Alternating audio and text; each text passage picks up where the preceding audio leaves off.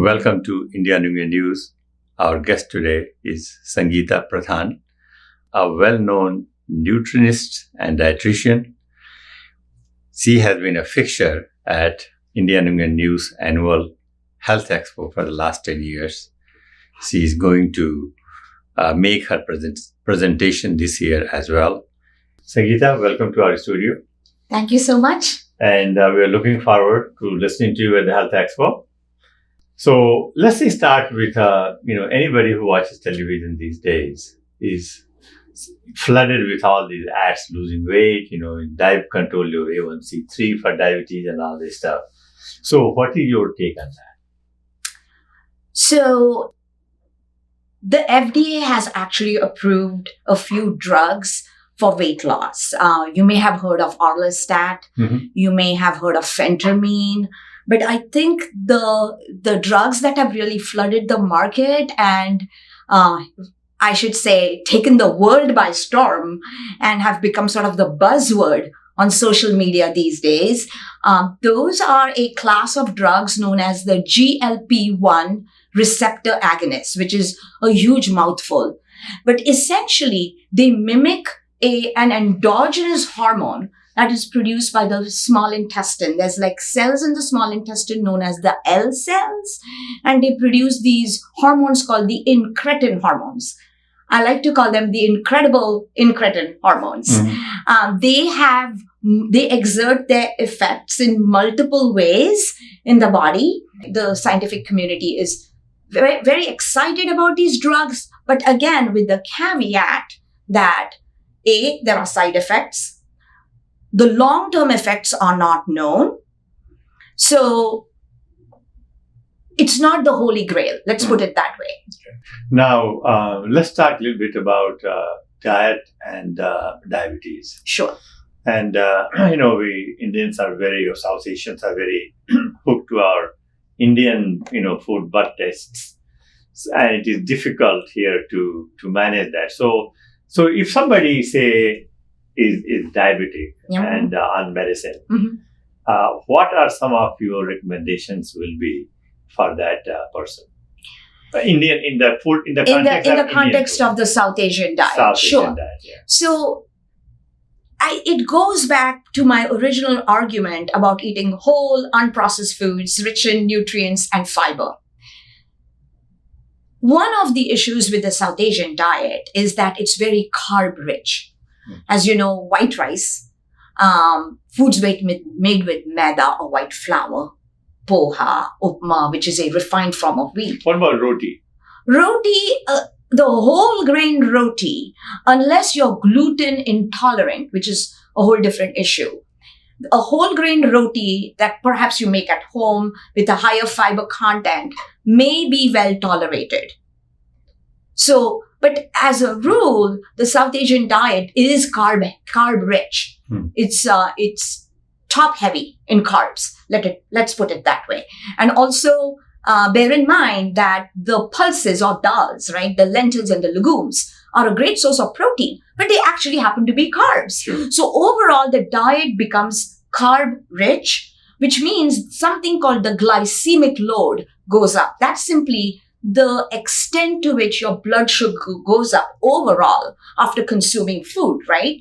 So if you already have prediabetes or diabetes, that is something that you really need to take into account. The carb load, meaning the quantity of carbs as well as the quality. And that's where we need to make the distinction. All carbs are not created equal. Nutrient-dense, high-fiber carbs will mitigate spikes in sugar. But they do a whole lot more than that. And if you want, I can elaborate on So let's start with a breakfast. Okay. So since we have a little time, I just want to be very precise. Sure. So what will be a good breakfast for a South Asian person who is listed with diabetes? Okay. So first off, we need to understand the underpinnings of a well-balanced diet. Okay. You got to have because once you have, it's like a formula. Mm-hmm. Once you have the formula, you can plug in your food and hey presto, You have a meal that works for you, that will give you your target blood sugar, but it's doing a whole lot more than that. Your cholesterol will improve, your blood pressure will improve. All these metabolic abnormalities that we see will also improve. So make sure you always, this is the formula. There should be a whole grain at every meal. There should be a source of protein. I think people intuitively know that protein must be included at every meal. There should be a source of healthy fat at every meal, and ideally a vegetable. Now, most of us are running out the door at breakfast time. And also, most of us do not know which one has a protein, which has a fat, and I think a lot of people are. I have absolutely no clue about. So, for a common person to say that, okay, in the morning if you're having a breakfast, paratha or something that, this should be your diet. So if you explain in that. Okay, so if you want a concrete example, right? Yeah. Okay. So one very common and popular breakfast dish in the South Asian diet is upma, right? Now the rava ka upma that is made with semolina rava is actually a refined form of wheat. So what we do is, remember, think of a 3-legged stool. One leg is whole grains. Second leg is protein. Third leg is fats. You pull out a leg, that stool collapses. Your meal plan collapses, right? So how do we switch from a refined form of wheat to a more whole grain form? There's all kinds of options. You can use dalia, which is cracked wheat, which is higher in fiber. Or it's also sold as bulgur, bulgur, in the regular grocery. And a serving of bulgur gives you 5 grams of fiber. So there you have it. You have a whole grain there, right? If you add some peanuts in the seasoning, that's going to give you some healthy fat. And of course, we always use oil for tadka or seasoning. So ideally, peanut oil or avocado oil, because they have higher smoke points. You don't want to use the dark green olive oil, right? And add a ton of vegetables, because vegetables are free. They're very low in carbs. They have all those antioxidants, those nutrient-dense elements that we are talking about. But the peanuts themselves won't give you enough protein. So how about a little bowl of Greek yogurt? Because Greek yogurt can give you a whopping 15, 16, even higher amounts of protein. A small, tiny. Actually, you could do, Greek yogurt is particularly rich in protein and relatively low in carbs. So you could do a good half cup, 3/4 of a cup with your upma, nicely seasoned with curry leaves and mustard seeds, green chilies. So spice it up. The turmeric is a very powerful antioxidant, right? So we just created a complete meal that pretty much checks all the boxes, but more importantly, it's palatable and more than palatable. It's delicious. And that's what's really important. Because I can talk till I'm blue in the face, but people have to follow my recommendations. And to do that, we need to create foods that are appealing to the general population. So what about the foods like breakfast, which is easy? For example, you take a toast and butter. Yes. So you can get a high fiber English muffin. I don't know if I can mention brands here, but there are certain brands that are particularly high in fiber. So you can just toast the English muffin, slap some peanut butter on it, grab an apple. That took less than 30 seconds and you're out the door. Okay. Isn't that complete? That's completely balanced. Perfect. You got 8 grams of fiber from the English muffin. You got 4 from the apple. You got 12 out of the recommended 35 to 38. You're almost a third of the way there to your goal. So I find banana very easy because easy to peel and eat. What about banana or small banana? So first of all, there are a number of myths when it comes to the diabetic diet that I would like to bust at this point. Fruit is not forbidden. Okay. So most folks can handle 2 or up to 3 servings of fruit a day. Like a small apple is 1 fruit, but the big banana is actually considered 2 fruits because it's denser. But a smaller banana could be incorporated into the meal plan. But I just want to make one point, if I may. So diabetes, as you might know, is a sort of I don't want to call it a double whammy, but it's a function of both insulin resistance and a progressive loss of insulin. Mhm. So when someone has had diabetes for, say, a couple of decades, in other words, with long duration diabetes, the pancreas begins to wear out. So these folks might still be insulin resistant, but they also have actually lost the body's ability to produce insulin to keep up with the body's demands. Sure. So what happens is that now these folks become unusually or exceptionally carb sensitive. So if you have pre-diabetes, you might still have a reservoir of insulin in your pancreas. And I'm oversimplifying. Mhm. But if you've had it for 25 odd years and your blood sugars have not been under good control, you have relatively less insulin left in your pancreas. So even when you're trying to eat well, you might see these unexplained spikes Mhm. in your blood sugar. So that's where you really need to sit down with a registered dietitian who can map out for you the composition of your meal and help you engage in something called carb counting. Hmm. You don't go crazy about the whole thing, but he or she will be able to map out a comprehensive meal plan so that we manipulate those carbs while keeping the quality of the meal intact so that your target blood sugars are still achieved. Okay, one more thing on the breakfast. What about milk or orange juice or Mhm. tomato juice or coffee with you? Oh, whether is that okay to do? Yeah, going with. Yeah, well, it depends upon which beverage you're talking about. Okay. So milk is rich in protein. It does have some carbs, but it also has the protein to accompany that. So you want to see, foods don't exist as isolated nutrients, Mhm. right? Food is a complex matrix of a diverse variety of nutrients. So milk comes packaged with protein and the sugar lactose. So the protein, to some extent, will mitigate sugar spikes. Okay. So having a glass of milk, if you incorporate that as part of a healthy meal plan, go for it.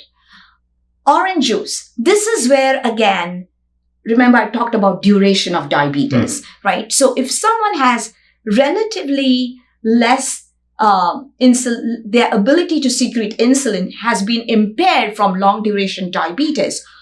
In fact, they may be dependent on insulin shots. We have to be a little bit more careful with incorporating orange juice, but you could still reasonably incorporate maybe 4 ounces or so. Okay. Depends upon what's happening. But I do want to point out, you're better off with the whole fruit rather than the juice, yeah. because the juice goes through your digestive tract much faster, spiking your sugar. What about tomato juice? So tomato juice, it wouldn't hurt to look at the label. Okay. But tomato juice is derived from tomatoes and the sugar content is relatively low. The carb content is relatively low. So you may or may not see as much of a spike with that compared to the orange juice. But the rule of thumb should be that no food is really forbidden, but then you tailor it for that patient's needs. Right. One size does not fit all. And again, this is where a registered dietitian could really help provide sort of a GPS, if you will, a navigation tool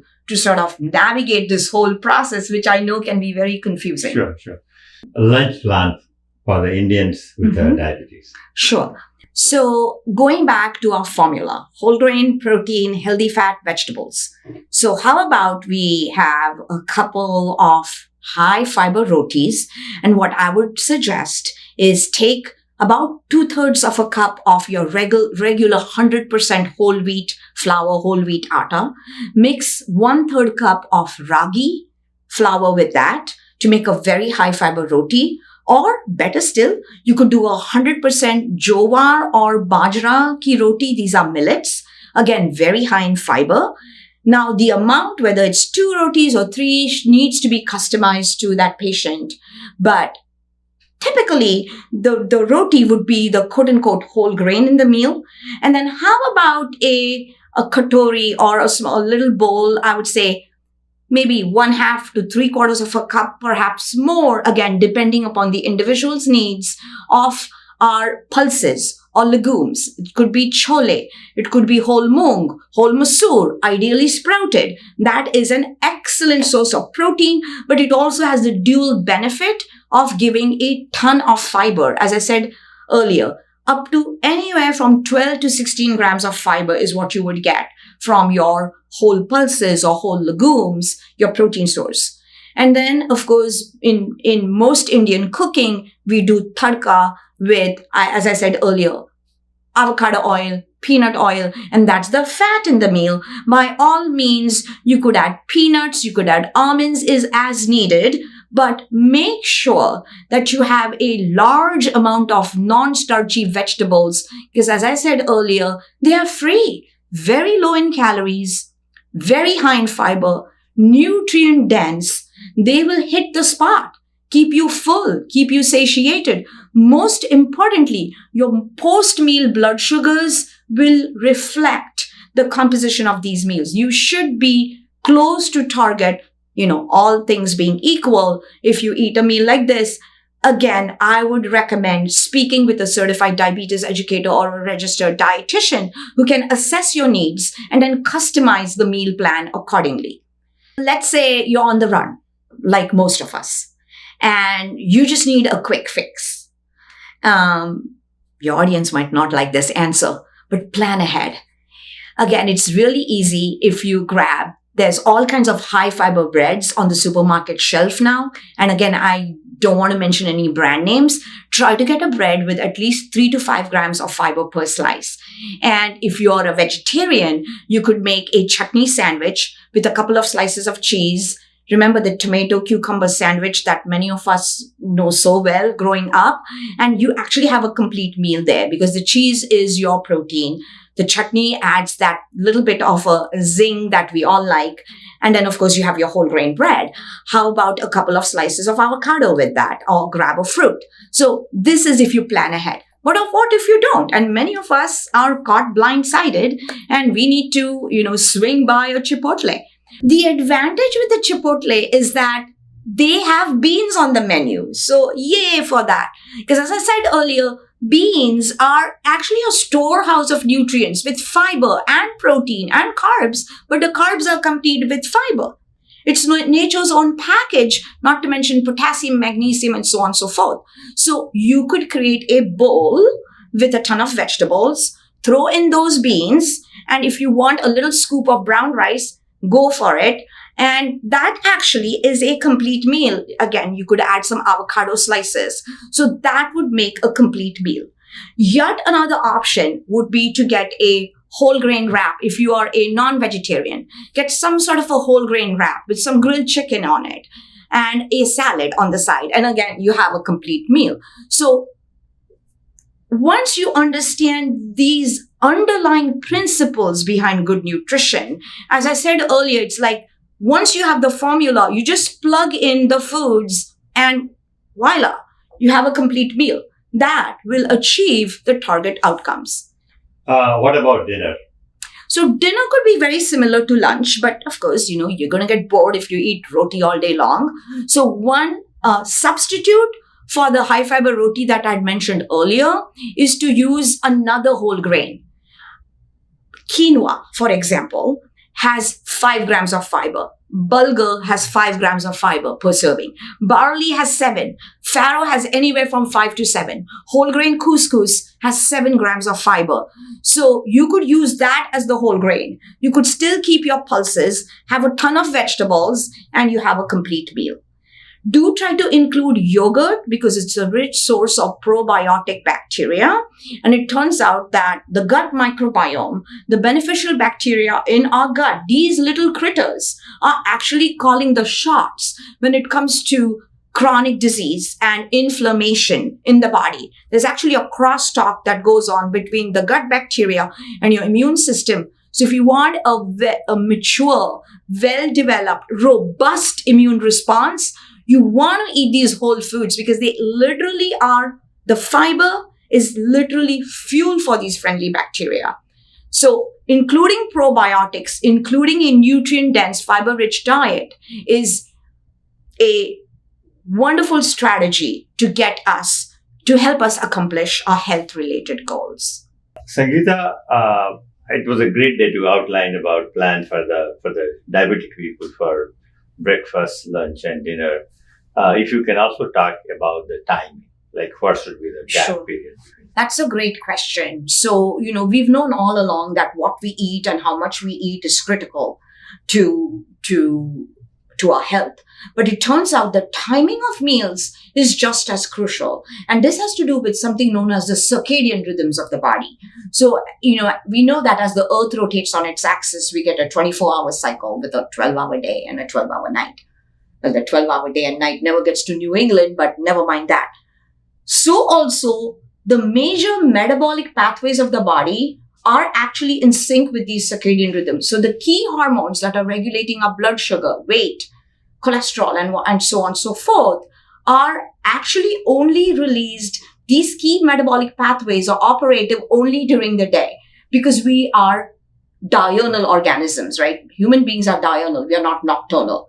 So insulin resistance is actually at its highest at night and its lowest in the morning. So if someone skips breakfast, remember the body is ready for them, but they are not.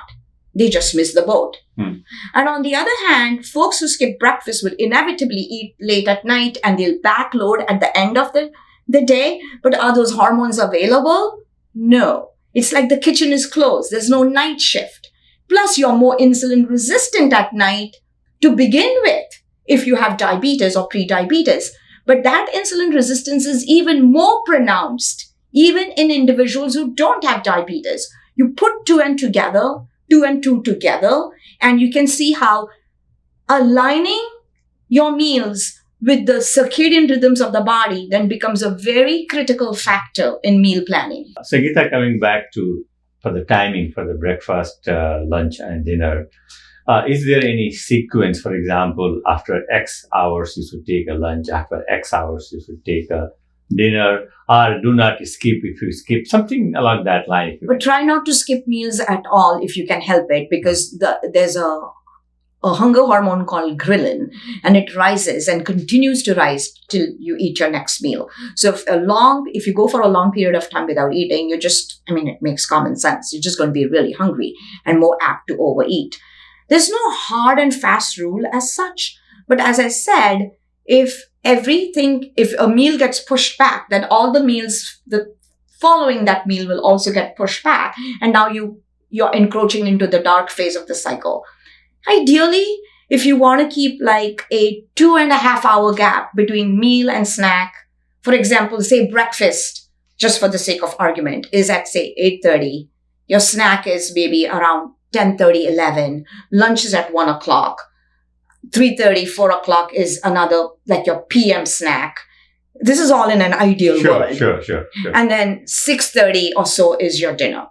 You want to keep at least a 12-hour gap between your last bite of food at night and your first bite in the morning. So the key is to make sure that there is a 12-hour gap between your first and the last. Ideally. Perfect. And which is quite doable, actually. It's very doable. It's because, your body is so engaged in all the metabolic reactions during the day. And there's all this sort of free radicals, and think of it as like debris that is created from the digestive processes. Your body needs a break.